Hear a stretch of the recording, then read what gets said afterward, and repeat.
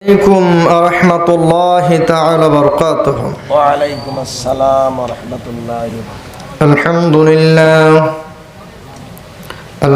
لله وكفى وسلام على عباده الذين اصطفى أما بعد فأعوذ بالله من الشيطان الرجيم. بسم الله الرحمن الرحيم.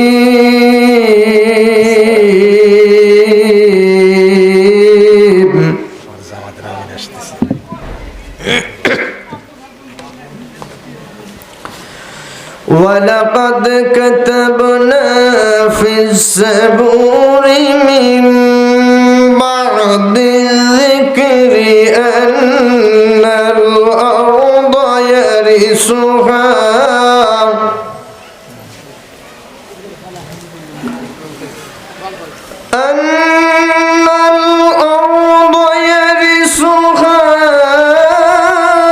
عبادي الصالحون.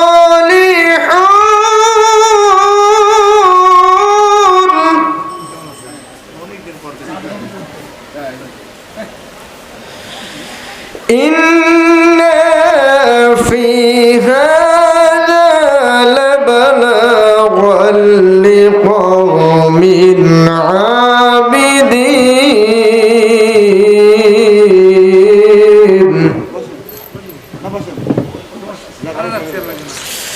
وما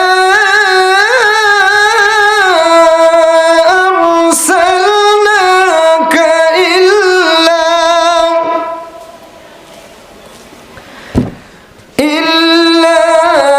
رحمة للعالمين. وقال الله تعالى في شأن رسوله الأمين: إن الله وملائكته يصلون على النبي يا أيها الذين آمنوا صلوا عليه وسلموا تسليما. اللهم صل على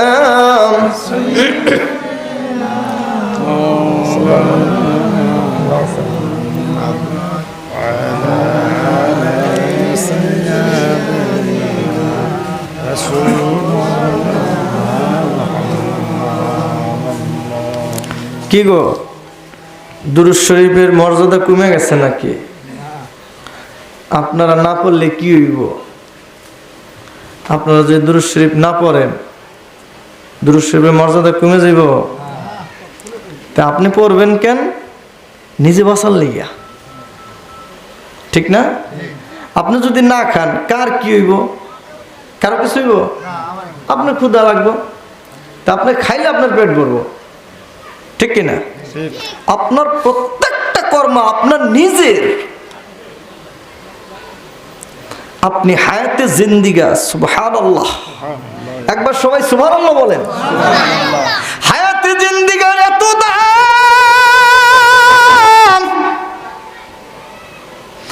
হায় রে মানুষ, যদি চোখের সামনে দেখতে পারতেন, এই যে 500 টাকার নোট দেখা যায়, ঠিক না? এইরকম যদি আপনি চোখের সামনে দেখতে পারতেন যে আপনার হায়াতের কত দাম। আহা, হায়াতে জিন্দিগার কত দাম! সুবহানাল্লাহ। তাজকিরাতুল আউলিয়ার মধ্যে লেখেন, আল্লাহর এক বান্দা হাফেজে কোরআন। এটা তো একটা মাদ্রাসা, ঠিক না? আপনারা হাফেজ তৈরি করবেন না এখানে? মক্তব না, আস্তে আস্তে পর্যায়ক্রমে যদি হয় হাফেজের কত দাম, সুবহানাল্লাহ। আল্লাহর এক বান্দা হাফেজে কোরআন ইন্তেকাল করেছে, আমার আল্লাহর সঙ্গে তার একটা কথা হয়ে গেছে। সুবহানাল্লাহ বলেন। যারা জান্নাতি হবে, জান্নাতীদের সঙ্গে আমার আল্লাহ দেখা করবেন। আমার আল্লাহ ওয়াদা করেছে যারা রোজাদার থাকবে, রোজাদার যারা, এই রোজাদারদের সঙ্গে আমার আল্লাহ দেখা করবে। সুবহানাল্লাহ। হাফেজে কোরআনটা ইন্তেকালের পরে আল্লাহ রাব্বুল আলামিনের সঙ্গে তার একটা কথা হয়েছে। হাফেজে কোরআনকে আমার আল্লাহ জিজ্ঞাসা করলেন, আমার কোরআন কি বড় ভালোবাসিয়া হায়াতে জিন্দেগীর মধ্যে হাফেজ হয়েছিলে, ইন্তেকালের পরে তুমি যদি কিছু চাও, তোমার চাওয়া আমি আল্লাহ পূরণ করব। হাফেজে কোরআন ডাক দিয়ে বলে, আল্লাহ আপনার কোরআনকে বড় ভালোবেসেছিলাম, আপনার কোরআনকে বড় মুহাব্বত করেছি। ওগো মালিক, যদি অনুমতি দিতেন আর একটা কোরআন যদি আমাকে দিতেন, আমি কবরের মধ্যে বসে বসে আজাইরা সময় না কাটাইয়া আপনার ঐশী বাণী, ঐশী কোরআন তেলাওয়াত করতে থাকতাম। আমার আল্লাহ তাকে অনুমতি দিয়ে দিল, ঠিক আছে তোমার জন্য গ্যারান্টেড। জানেননি যারা শহীদ তাদেরকে মরা বলিয়েন না। মানুষটা মরে গেছে, আল্লাহ বলছে তাদেরকে মরা বলিও না, বাল আহিয়া, তারা জীবিত। শুধু জীবিতই না, ইনদা রাব্বিহুম ইউরসাকুন, আল্লাহর তরফ থেকে শহীদরা কবরের মধ্যে রিজিক খায়। সুবহানাল্লাহ, সুবহানাল্লাহ বলবেন না? আপনি তো মনে করতেছেন মানুষটা মরে গেল, পয়সা গেছে হাড্ডি গুড্ডি, তে মানুষটা খায় কেমনে? আপনাকে বুঝতে হবে, কিন্তু আপনার বাবা যদি ইন্তেকাল করে, ইন্তেকালের পরে মাটি দিলেন, আপনার দাদা ইন্তেকাল করলো, মাটি দিলেন, ঠিক না? গোরস্থানে রেখে আসছেন, আপনি ঘরের মধ্যে ঘুমাইছে ঘুমাইছে স্বপ্ন দেখতেছেন আপনার বাবার সঙ্গে কথা হয়, হয় না এরকম? দাদার সঙ্গে কথা হয়। এত দাদা তো মরেই গেছে, আড্ডি গুড্ডিও পাওয়া যাবে না, মাটির সাথে মিশেই গেছে। এখন বাবার সঙ্গে বা দাদার সঙ্গে যে কথা বললেন, তখন কি, যখন কথা বলছেন তখন কি মরা ছিল না জিন্দা ছিল? হ্যাঁ, আপনারা বুঝেন না আমার কথা? একটু কথা বললেন, যেটা ছিল না, যেই রকম ভাবে হায়াতে জিন্দেগি আপনার সাথে কথা বলছে ওইভাবে কথা বলছে, ঠিক কিনা? আপনার বাপ তো মরেই গেছে, তাহলে কথাগুলো কেমনে আবার? আপনার দাদা তো মাটির সাথে মিশেই গেছে, কবর খুঁজলে বুঝি তারে পাওয়া যাব, কথা বলছে কিভাবে?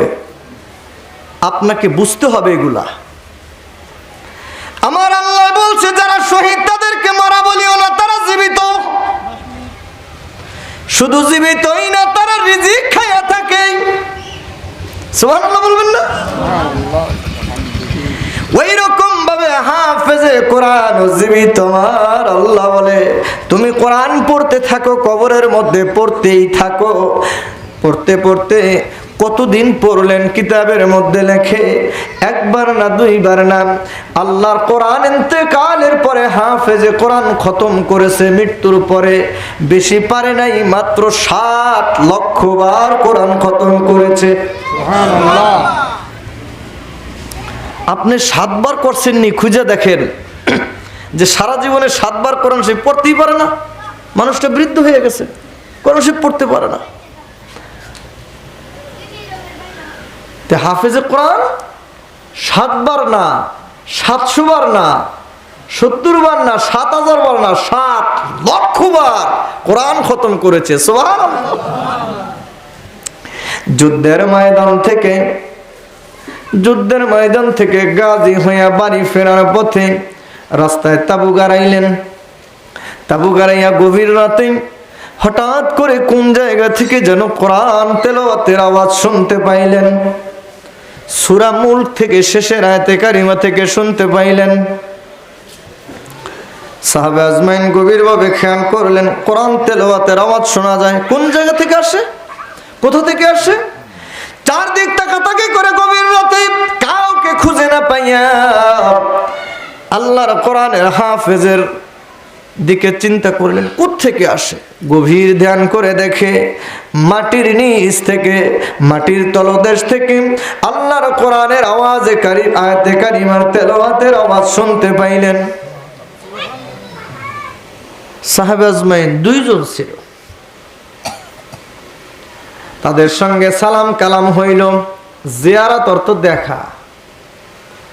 আপনার বাপ কবরে আর আপনি ছিলেন বিছনায়, এই যে মাঝখানে যে রাস্তাটুক, দরজা জানলা খুলতে হয় নাই, আপনার বাবার কবরও ফাঁক করতে হয় নাই, ঠিক কিনা? বাবার সঙ্গে আপনার দেখা হয়েছে, বাবা আপনার কাছে আইলো কেমনে? রুহু যখন বিচরণ করে, রুহু আপনার ভিতরে, রুহুটা বাইরে কেমনে আর ভিতরে যায় কেমনে? মানুষ, আপনাকে তো গায়েবের সংবাদ নেওয়ার জন্য দুনিয়াতে পাঠানো হয়েছে। জান্নাত গায়েব, জাহান্নামও গায়েব, ঠিক কিনা? আপনাকে দুনিয়াতে গায়েবের উপর ঈমান আনার কথা বলা হয়েছে না? গায়েবের সংবাদগুলো বোঝেন, কত গুরুত্বপূর্ণ ব্যাপার। সবচাইতে বড় গায়েব আমার আল্লাহ, আলিমুল গায়েব, সুবহানাল্লাহ। আপনাকে খবর নেওয়ার কথা বলা হচ্ছে। সাহাবী দুইজন দাঁড়ায় গেল, আপনি তো আর আমি তো অপদার্থ, এই জন্য ঘুমাইছে দেখি।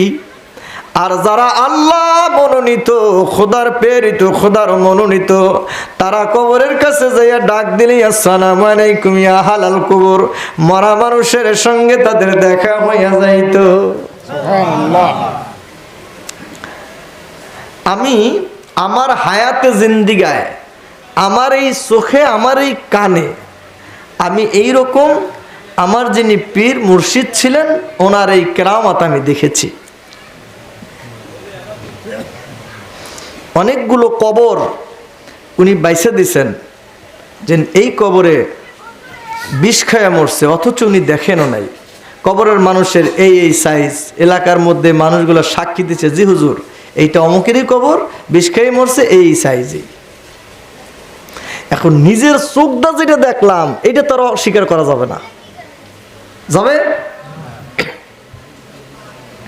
আমার মুর্শিদ, আমার বাবা আলাউদ্দিন বিন নুরি আল কাদরি, আমি ওনার এরকম কাশফ কেরামত দেখছি, যে একজন মানুষের কাছে আল্লাহ তাআলা চাইলে কি না করতে পারে। যাই হোক, ওই সাহাবী বলেন, আসসালামু আলাইকুম ইয়া আহলাল কুবুর, হে আহলে কবর, তুমি কোরআন তেলাওয়াত করো, আমি তোমার আওয়াজটা হায়াতে জিন্দিগায় শুনতে পাইলাম। আমি তোমার আওয়াজটা দুনিয়ার ভিতরে হায়াতে জিন্দিগায় শুনতে পাইলাম। ভাই, আমি তোমাকে জিজ্ঞাসা করি, কি ব্যাপার? তুমি কোরআন তেলাওয়াত করতেছো, কারণটা কি? কেমনে? হাফেজে কোরআন কবর থেকে জবাব দিচ্ছে, ভাই আমি দুনিয়ার মধ্যে হাফেজে কোরআন ছিলাম, আল্লাহর কোরআনকে বড় ভালোবেসেছি, আল্লাহর কোরআনকে বড় মহব্বত করেছি। আমি যখন ইন্তেকাল করলাম, আমি কবরস্থ হওয়ার পরে আমার আল্লাহর সঙ্গে আমার দেখা হয়ে গেল। আল্লাহ তাআলা আমাকে জিজ্ঞাসা করলো, ও হাফেজে কোরআন, তুমি কোরআনকে বড় ভালোবেসেছো, আমি আল্লাহ তোমাকে ভালোবাসিয়া পুরস্কৃত করতে চাই, বলো তো তোমার কি চাওয়া রয়েছে? হাফেজে কোরআনটা ডাক দিয়ে বলে, আমি আল্লাহ তাআলার কাছে চাইলাম, আল্লাহ কোরআন যখন আমাকে ভালোবেসেছি, আমার যখন ইন্তেকাল হয়েছে, আমার কবরের জিন্দেগি থেকে শুরু করিয়া ইয়াউমাল কিয়ামা পর্যন্ত, যতদিন পর্যন্ত কবরে আমি থাকবো, কিয়ামতের আগ পর্যন্ত আমি আপনার কাছে সময় চাই, আপনার কোরআন যেন আমি পড়তে পারি। আমার আল্লাহ আমাকে হুকুম দেওয়ার পরে আমি কোরআনুল কারীম পড়তে লাগলাম। পড়তে পড়তে খতম হয়ে যায়, আবার শুরু করি, আবার খতম হয়ে যায়, আবার শুরু করি, আবার খতম হয়ে যায়। এইভাবে কোরআন পড়তে পড়তে আমি একবার না, দুইবার না, 70 বার না, 70 বার না, 7 লক্ষ বার কোরআন খতম করেছি। হায়াতে জিন্দিগার দুই সাহাবী একটা চিৎকার দিয়ে বলেন, সুবহানাল্লাহ। কয় ভাই করছো কি তুমি? দুনিয়াতে কেউ 7 বারই পড়তে পারে নাই, অনেকে 70 বার পড়তে পারে নাই, 700 বার পড়তে পারে, 7 লক্ষ বার। আশ্চর্য হয়ে হায়াতে জিন্দিগার ব্যক্তি 2 জন সুবহানাল্লাহ বলে উঠলেন। মৃত্যু হাফেজে কোরআন ডাকতে বলে, ভাই আপনি হায়াতে জিন্দিগার মধ্যে একবার সুবহানাল্লাহ বলেছেন, আর আমি ইন্তেকালের পরে বরজকি জীবনে 7 লক্ষ বার কোরআন খতম করেছি। আমার ইন্তেকালের পরের 7 লক্ষ বার কোরআন খতমের সওয়াব আপনাকে দিয়ে দিলাম। আর আপনার হায়াতে জিন্দিগার, মূল্যবান হায়াতে জিন্দিগার একবার সুবহানাল্লাহর সওয়াবটুকু আমাকে মেহেরবানি করে দিয়া দেন। সুবহানাল্লাহ বলবেন না? বুঝেন আপনি হায়াতে জিন্দিগার কত দাম?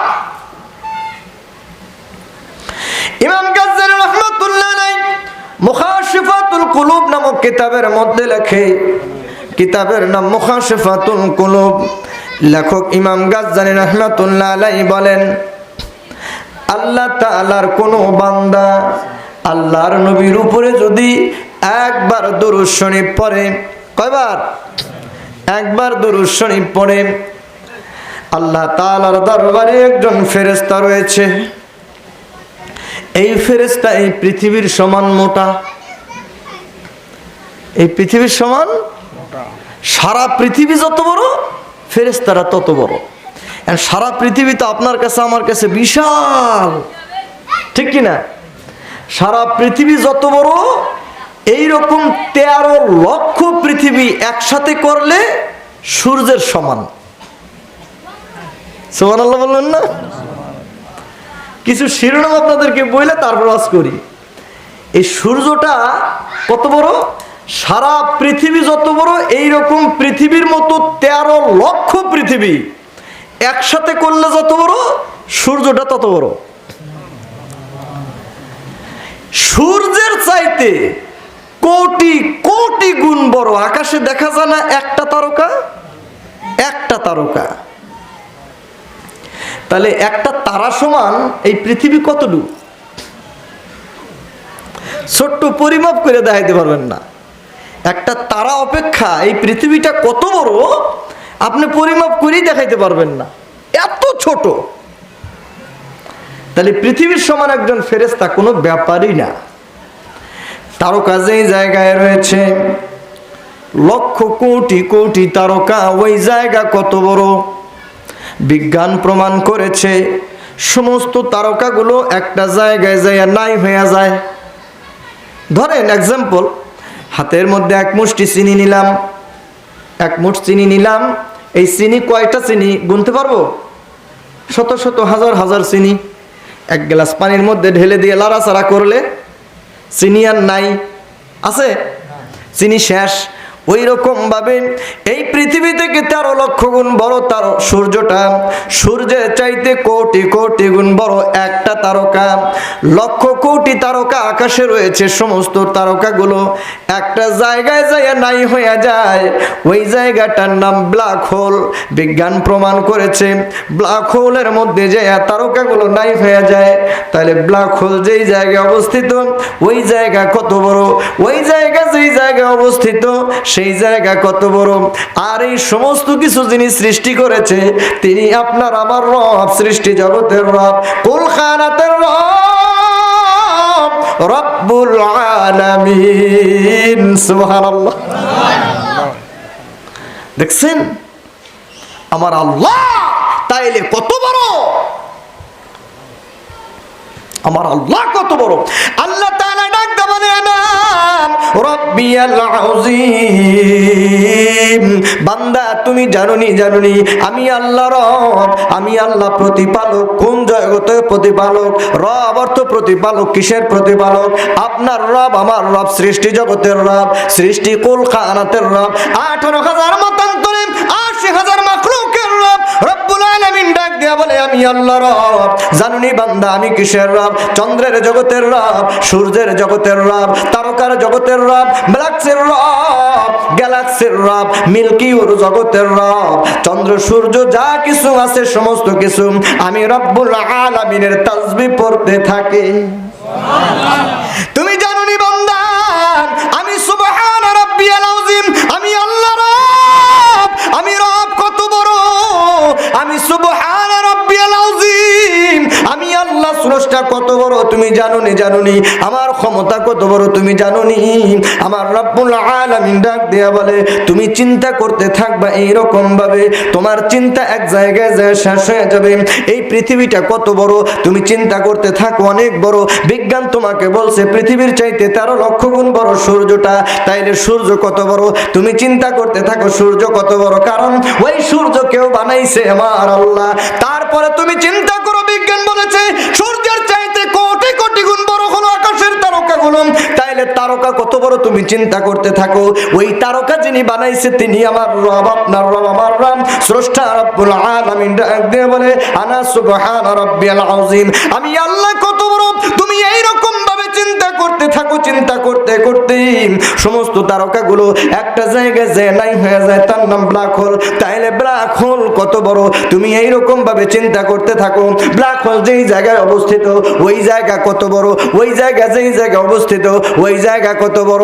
এই রকম ভাবে হায়াতে জিন্দেগি পাইয়া যতদিন তুমি চিন্তা করতে করতে করতে করতে যত বড় বানাইতে পারো, আমার আল্লাহ ডাক দিয়ে বলেন আনা সুবহান রাব্বিয়াল আযীম, আমি আল্লাহর বড়ত্ব তুমি চিন্তা করতে করতে যেই জায়গায় তোমার চিন্তা চেতনা শেষ, আমার আল্লাহ আপনার আল্লাহ সৃষ্টি জগতের আল্লাহ কুল কায়নাতের আল্লাহ বলে তোমার চিন্তা চেতনা যেই জায়গায় শেষ হয়ে যাবে তার চাইতে সীমাবদ্ধ বেশি বড় আমি আল্লাহ রাব্বিয়াল আযীম।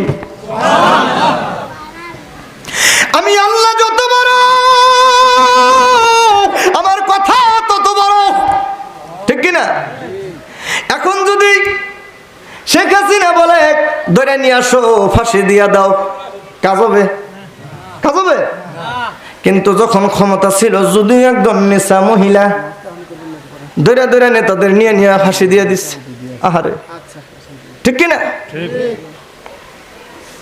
তাইলে বোঝায় ক্ষমতা কত দূর, যার সীমানা যে দূর, যার ক্ষমতা যে দূর তার কথার ওয়েট তত দূর, ঠিক কিনা? আপনার গ্রামের মেম্বার আপনাকে ডাকলে মেম্বারের কথায় সাড়া দিতে হবে, আপনার গ্রামের চেয়ারম্যান ডাক দিলে তার কথায় সাড়া দিতে হবে, না গেলে ধরে নিয়ে কই আছে এটা ধরে নিয়ে এটা তো নেতামি, ঠিক কিনা? তারপরে যদি নেতা বড় যান প্রধানমন্ত্রী ক্ষমতা কত বড় ধরে ধরে নিয়ে মন্ত্রী মিনিস্টারকে পর্যন্ত ফাঁসি দিয়ে দিছে, ঠিক না? এখন ভাই কথা বলতেছেন কেন? যদি কাউকে প্রয়োজন আসতে ইশারা ডাক দিয়ে নিয়ে যায়, আপনি মানুষ কম কথাও বলে না, আবার যদি ডিস্টার্ব করেন তাহলে আওয়াজ করবো কার লগে? যার ক্ষমতা যদ্দূর তার কথার পাওয়ার তদ্দূর, ঠিক না? এখন আপনি আমি যদি বলি কালকে থেকে অফিস আদালত সব বন্ধ, বন্ধ হইব? উপজেলা যায় যদি বলি বন্ধ হইব? এখন যদি বর্তমান সরকার প্রধান হয়েছে, উপদেষ্টা হয়েছে, প্রধান উপদেষ্টা যদি কয় কালকে থেকে 3 দিন ছুটি দিয়ে দিলাম, হইব না? অথচ কয়দিন আগেই তারে আর কেউ জিগায় নাই। 17 বছর যেমনে জ্বালাইলেন, ধরেন যেমনিও ক্ষমতা করলেন, এখন যদি শেখ হাসিনা এসেও বলে যে কালকে থেকে 3 দিন অফিস আদালত, কেউ শুনবো? কেউ শুনবে না। মানুষ আপনার ক্ষমতা যত বড় হোক ক্ষমতা একদিন শেষ হয়ে যাবে, ঠিক কিনা? আমার আল্লাহ ডাকতে বলে আনা সুবহান রাব্বিয়াল আযীম, আমি আল্লাহ রব, আমি আল্লাহ বড়, আমি আল্লাহ সমস্ত ক্ষমতার মালিক, আমার ক্ষমতা আছে, আমার ক্ষমতা থাকবে, আমার ক্ষমতা ছিল, আমার ক্ষমতা কোনোদিন শেষ হবে না। মানুষকে ক্ষমতা দিয়েছি ক্ষমতা একদিন ছিল, ক্ষমতা একদিন শেষ হয়ে যাবে। তোমার গায়ে কোনো ক্ষমতা নাই, তুমি চিন্তা করো, তোমার গায়ে তো শক্তি নামের ক্ষমতা আছে, আছে না? শক্তিতন্ত্র তো আছে, আপনার গায়ের শক্তি একদিন শেষ হয়ে যাবে। এই বৃদ্ধ মানুষটা একদিন জুয়ান যখন ছিল ঘুষি লাগাই দিছে, তোতা মোতা ভাঙ্গা লাইছে, এখন মানুষটা লাডি বর্দা বাড়তে পারে না, ঠিক কিনা? এই ক্ষমতা কে নিয়ে গেল?